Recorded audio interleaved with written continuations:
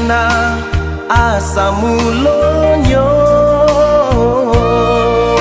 mangkonyo badan kini taseso de indah malangakan kato-kato mande mangko dan kini di panjaro.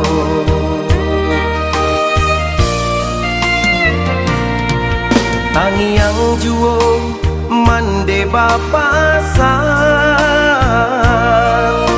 usah turui karena kadang di hati kini pasan mande kasadonyo jadi nyato. Maafkanlah salah si anak mande.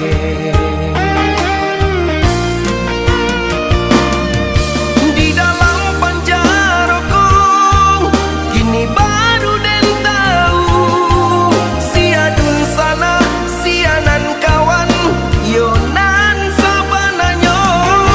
Di dalam penjaraku hanyalah doa mande jadi palito jalanan kalam nan kini kaden tampu.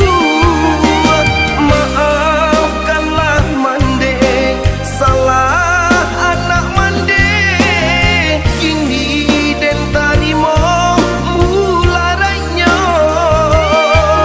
kini den bajanji di hati nan dalam mande kan duang isu den sanangkan.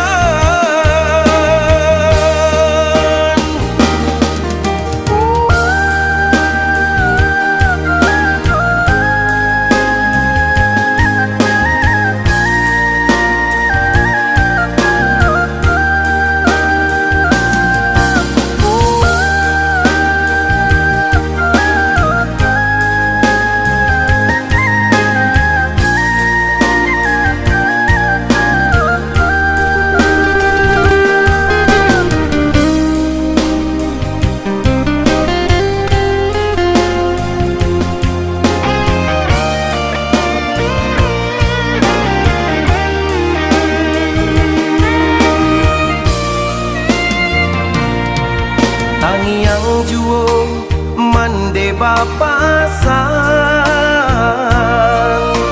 usah turui karena kadang di hati kini pasan mande kasadonyo jadi nyato. Maafkanlah salah si anak mande.